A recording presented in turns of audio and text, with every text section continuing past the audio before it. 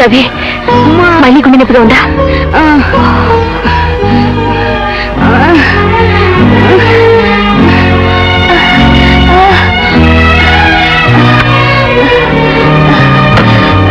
రవి ఆను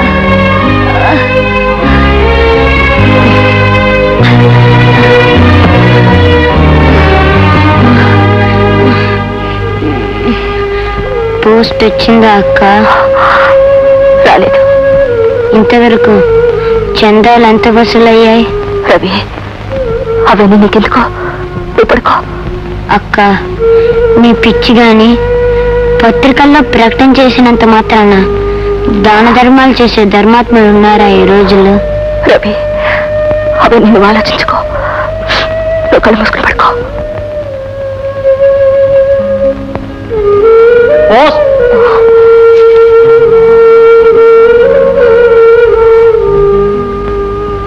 మనీ ఆర్డరా? కాదు, register post.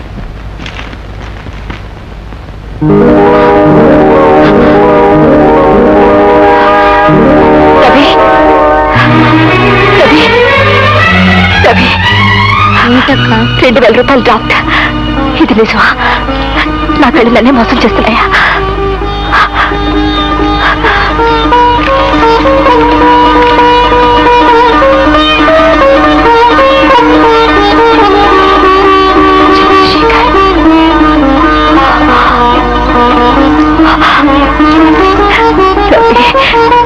ఎవరక్క ధర్మాత్ముడు? మన పాలిట దేవుడు. అయితే నాకు జబ్బు నయమవుతుందా అక్క? రవి తప్పకుండా నయమవుతుంది. ఉండు, మధు ఇంట్లో నడమో చెప్పొస్తాను.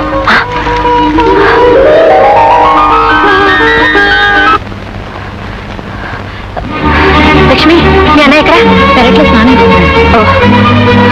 మధు మధు ఇంత వయసు వచ్చి ఏమిటి ఆ పరుగులు? వాడిని స్నానం కూడా చేయనిదా ఏమిటి?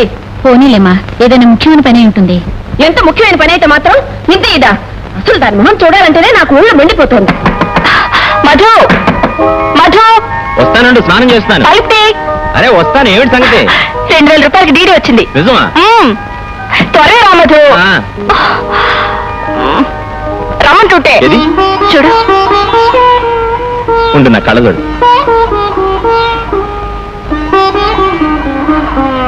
మధు, ఇప్పటికే నమ్ముతావా లోకంలో ఇంకా ధర్మాత్ములు ఉన్నారని? నమ్ముతాను, కానీ ఏమన్నా తెలుసా, ఇది కేవలం నీ అదృష్టం అని. ఏం తాత? చూడు బాబు, గుంటూరు నుంచి నీ మేనతో శుభలాకి పంపించింది. వాళ్ళ కొడుకు పెళ్ళట. నేను తప్పకుండా రమ్మని ప్రత్యేకంగా ఉత్తరం కూడా రాసింది. నేను చదువుతాను.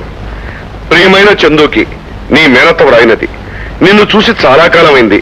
నిన్ను చూడాలనుంది కనుక నీవు తప్పకుండా ఈ పెళ్లికి వస్తే నేను చూడగలను. అందరూ నిన్ను చూడాలనుకుంటున్నారు. నువ్వు వస్తావని ఆశిస్తున్నాను. ఆశీస్సులతో నీ మేనత్త రాజేశ్వరమ్మ.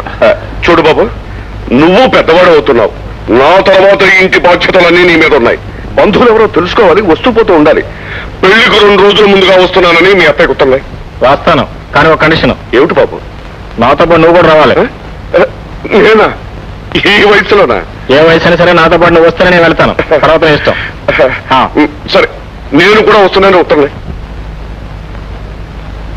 Girija, Girija, good news. ఏమిటిది? నాకు ఏలూరులో ఉద్యోగం వచ్చింది. అలాగా? 24 గంటలలోపుగా వచ్చి జాయిన్ అవ్వమని యువగా అడ్రస్. కంగ్రాచులేషన్స్. థ్యాంక్స్. ఇవాళ రాత్రి బస్సుకి ఏలూరు వెళ్తున్నా. మరి రవి ఆపరేషన్ మాతో హైదరాబాద్ వస్తానన్నా? అదే గిరిజ, అదే నాకు బాధగా ఉంది. కానీ నువ్వు గట్టిగా రమ్మంటే వస్తాను. వద్దు మధు, ఉద్యోగం పోతే మళ్ళీ రావడం కష్టం. నువ్వు బయలుదేరు. హైదరాబాద్ లో నీకు ఏ ఇబ్బంది ఉండదులే గిరిజ. మా బంధువులు అడ్రస్ ఇస్తాను, నువ్వు వెళ్ళి వాళ్ళ ఇంట్లో ఉండొచ్చు. సరేనా? రైలుకి టైం అయింది. చందు ఇంకా రాలేదు. వీడు ఎక్కడున్నట్టు? వారి స్నేహితులందరికీ ఫోన్ చేశానండి. ఎక్కడున్నారో తెలియదు. మరి ఏమైనట్టయ్యా? హలో తాతయ్య, నేనే చంద్రుడు మాట్లాడుతున్నాను. ఏం లేదు, ఇక్కడ నా ఫ్రెండ్ రమేష్ లేడు, అదే నల్లగా పుట్టిగా ఉంటాడే, వాడికి అనుకోకుండా సడన్గా యాక్సిడెంట్ అయింది. మందు కూడా ఎక్కిస్తున్నారు. ఐఎమ్ సారీ, బ్లడ్ కూడా ఎక్కిస్తున్నారు. అందుకే నేను రాలేను. అది సరేరా, మన గుంటూరు ప్రయాణం మర్చిపోయావా? సారీ తాతయ్య, ఈ స్థితిలో వాడు అలా వదిలిపెట్టేస్తే ఏం బాగుంటుంది చెప్పు. వీళ్ళకి డబ్బు ఉందనే గర్వం, మనుషుల ప్రాణం అంటే వీళ్ళకి విలువ తెలియదు అని నిన్ను కూడా తెచ్చుకుంటారు. పాపం మీ అత్తయ్య అంత ఇదిగా రాసింది కదరా. నువ్వు వెళుతున్నావు కదా, ఈ విషయం అత్తయ్యతో చెప్పి ఎలాగో నువ్వే సర్దుబాటు చేసే. హలో చందు, వీడింతే, రాను అంటే రాడు, జగమండి. ఇంకేం చేస్తాం, నాకు తప్పుతుందా? చాయన సామాన్లు కర్రలు పెట్టించు.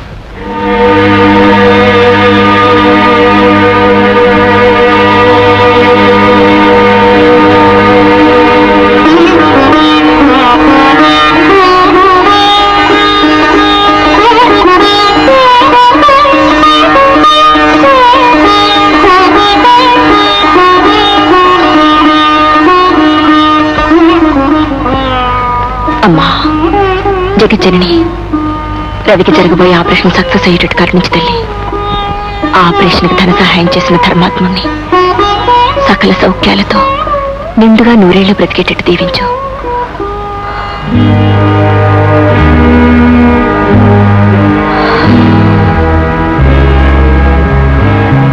రవి, ఆయాసంగా ఉందా? నా ఒళ్ళు కలిపెట్టుకుని పడుకో. Attention please. From Guntur to Hyderabad Golconda Express will be shortly arriving at platform number 5. Guntur से हैदराबाद जाने वाली गोलकोंडा एक्सप्रेस थोड़ी देर में 5 नंबर प्लेटफॉर्म पे आने वाली है. కూకోండి బాబు గారు, రైలు రాగానే వచ్చేస్తాను. అలాగే.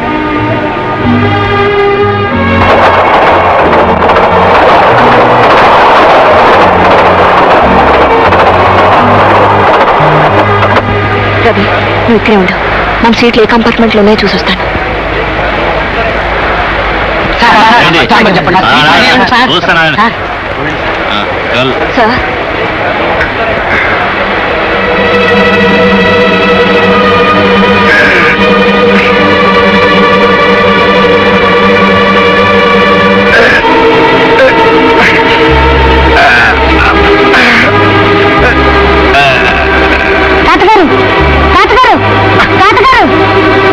ఈ కంపార్ట్మెంట్ థ్యాంక్ యూ.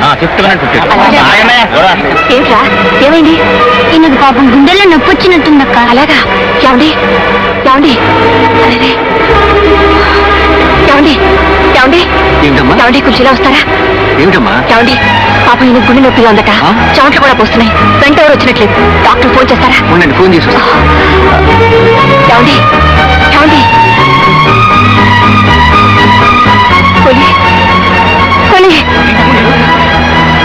బాబా, కొంచెం సాయం చేయండి.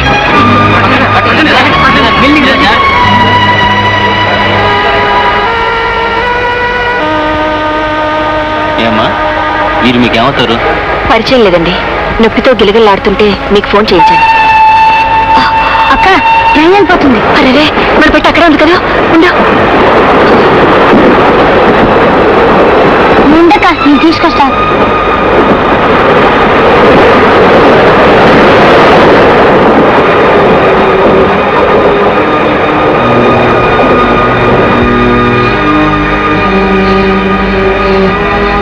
రవి, పెట్టేది కనిపించలేదక్క.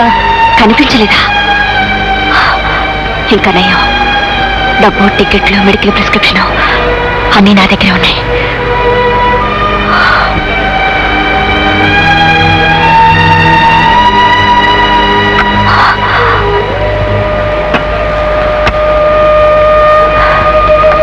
ఈ పెట్టి మీదేనమ్మా? అవును బాబు, ఉండు. ఇదిగో. రవి,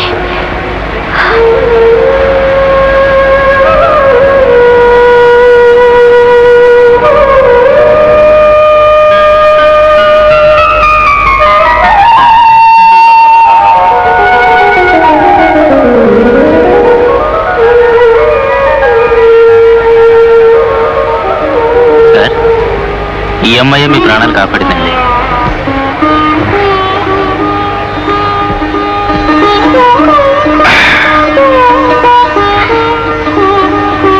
మీ పేరేమిటమ్మా? గిరిజ.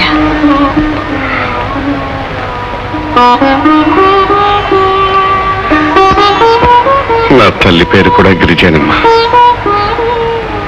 ఏ ఊరమ్మా? ఈ ఊరేనండి. ఆ కుర్రాడు నా తమ్ముడు రవి. ఎక్కడికి వెళ్తున్నారు? హైదరాబాద్ వెళ్తున్నాం. నేను కూడా హైదరాబాద్. అక్కడ మీకు ఎవరైనా బంధువులు ఉన్నారమ్మా? లేరండి. వీడికి గుండె జబ్బు, ఆపరేషన్ చేయించడానికి తీసుకెళ్తున్నాను. అయ్యో పాపం. టీసీ గారు, ఏమిటండి? హైదరాబాద్ ఎక్స్ప్రెస్ లో మా ముగ్గురికి 3 ఫస్ట్ క్లాస్ టికెట్లు కావాలి. అలాగేనండి. బాబు గారు, పర్వాలేదమ్మా, పర్వాలేదు.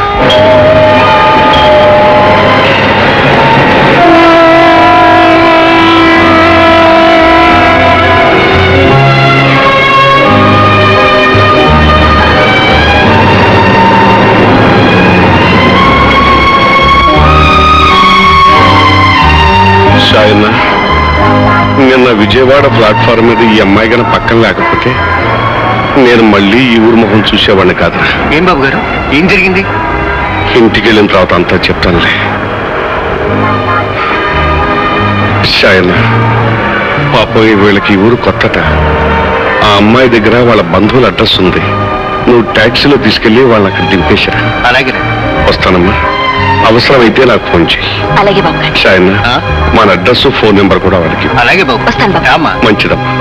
టాక్సీ